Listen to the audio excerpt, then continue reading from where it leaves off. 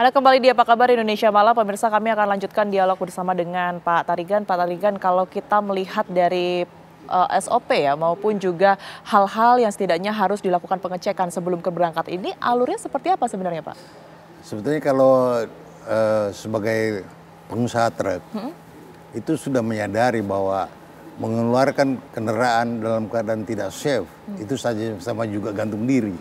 Karena bagaimanapun pasti rugi. Jangankan ada kecelakaan, storing aja udah keluar bawa barang, kemudian harus memperbaiki, itu hilang ongkos tadi pun tidak akan kembali. Jadi bagi pengusaha, kelaikan kendaraan ataupun kesiapan kendaraan selalu menjadi perhatian. Karena bagian mekanik di sana dengan pengemudinya sudah punya, kalau pengemudi ada yang keluhan, dia melapor kepada mekanik. Dan sebelum mekanik memperbaiki tidak akan dilepas itu mobil. Kira-kira begitu. Jadi standarnya seperti apa? Itu harus dilakukan pengecekan sebelum berangkat, itu sudah pasti. Kemudian dari perusahaan memastikan bahwa pengemudi ini bisa baik-baik saja begitu ya, kondisi kesehatannya baik, kemudian juga kemampuannya juga bisa dipertanggungjawabkan. Ini bagaimana? Di dalam perusahaan yang sudah teratur ya, hal ini memang sudah dilihat jadwal bekerja dan kapan yang harus beristirahat, kapan harus tugas, itu sudah diatur oleh bagian personalia di dalam satu perusahaan. Tapi kalau seperti kita ketahui sekarang bahwa ada 6,5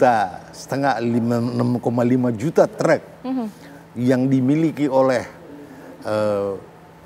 ada yang perusahaan yang memiliki perizinan lengkap dengan sistem manajemen yang rapi, tapi sebagian besar ada juga yang memiliki pribadi yang kita tahu sistem yang apa yang mereka pergunakan.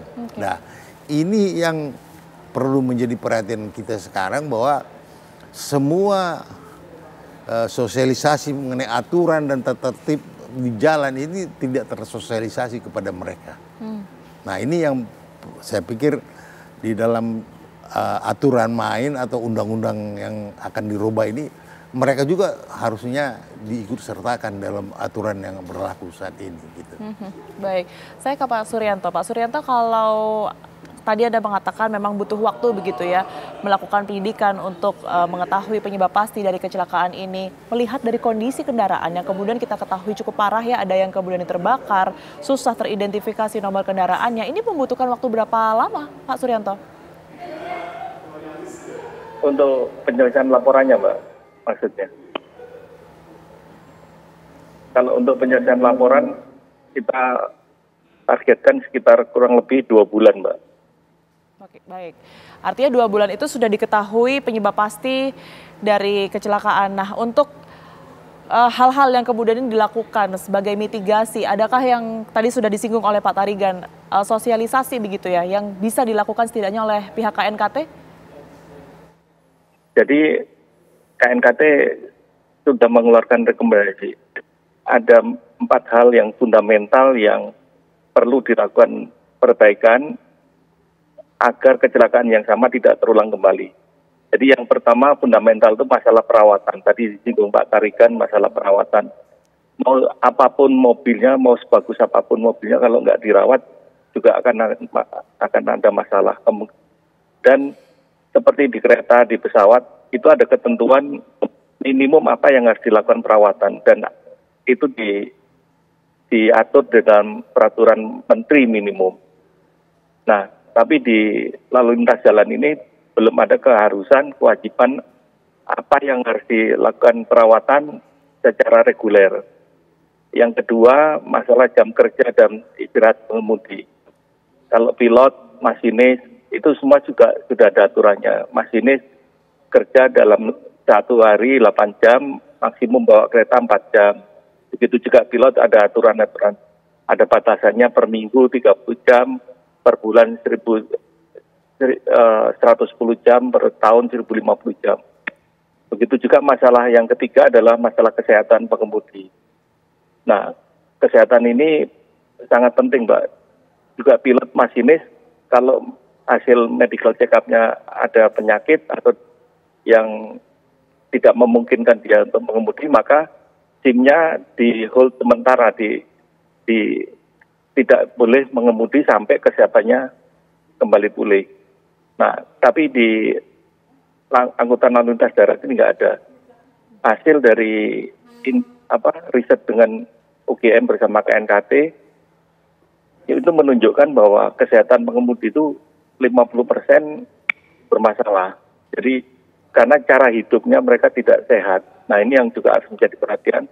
Sehingga kalau banyak pengemudi yang mengalami penyakit kolesterol, diabetes, asam urat, yang ini semua akan berpengaruh kepada performa ketika mengemudi. Yang keempat adalah pengawasan dan pengendalian dari regulator untuk penegakan hukum dan kedisiplinan dari implementasi dari regulasi. Jadi 4 fundamental ini yang kita rekomendasikan untuk di-enforce di dalam angkutan penumpang maupun barang. Baik, artinya kendala kesehatan dari pengemudi ini juga masih menjadi masalah utama begitu ya. Kalau tadi kita lihat angkanya kurang lebih 50%. Kita akan update terlebih dahulu seperti apa kemudian ini kondisi korban di Rumah Sakit Umum Daerah Ciawi. Sudah ada rekan kami Keija di sana yang akan mengabarkannya untuk Anda. Keija, terakhir kemarin sudah ada 2 orang korban yang sudah diidentifikasi begitu ya. Kalau saat ini update-nya seperti apa dan juga bagaimana kondisi korban lainnya?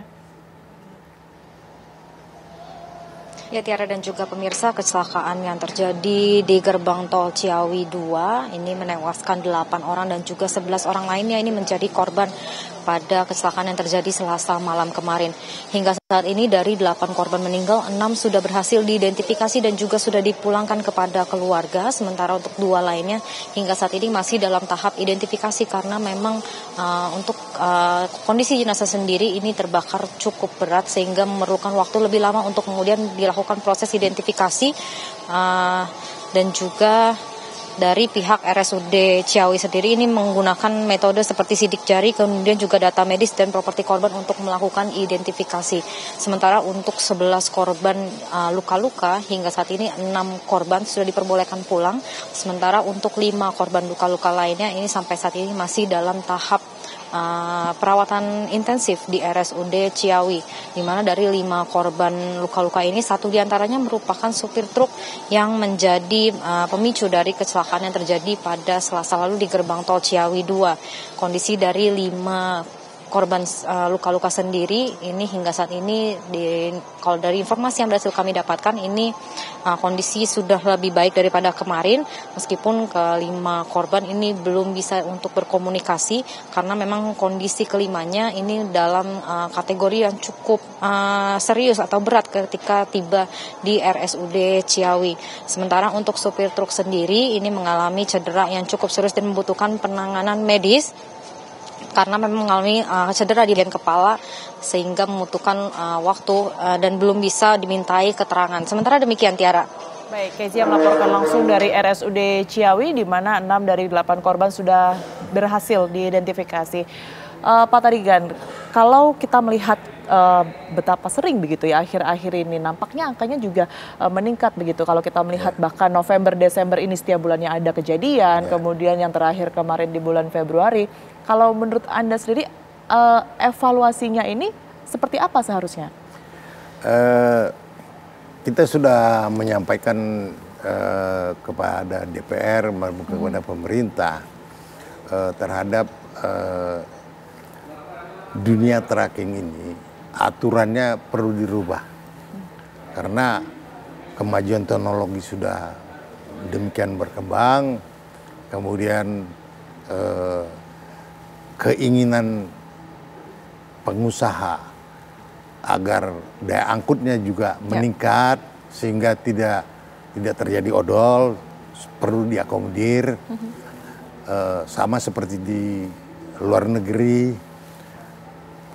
teknologi yang mereka gunakan sudah teknologi yang canggih, kita masih yang teknologinya yang terbelakang, jadi perlu ada pembaruan. Saya kira kemudian perlu ada pembatasan usia karena truk yang sekarang ini tidak ada batas usia. Jadi berapa tahun kita lihat di tol bagaimana kecepatan truk tua yang overload yang udah tua tertatih-tatih harus mengantri. Nah ini juga tentunya akan mengakibatkan kecelakaan ketika ada mobil yang pengemudi pribadi yang kenceng nabrak dari belakang segala macam. Nah jadi kami menyarankan untuk dibuatlah aturan bagaimana ada scrapping bagi truk-truk yang sudah tidak layak jalan lagi supaya dilakukan peremajaan. Kira-kira begitu, Mbak. Baik, itu yang kita harapkan ya tentunya agar upaya-upaya ini juga bisa mengurangi kecelakaan khususnya kendaraan bermuatan begitu. Terima kasih banyak Pak Tarigan atas informasi dan juga pandangannya tadi, dan juga terima kasih banyak Pak Suryanto sudah bergabung bersama kami. Sehat selalu Bapak-Bapak. Terima kasih.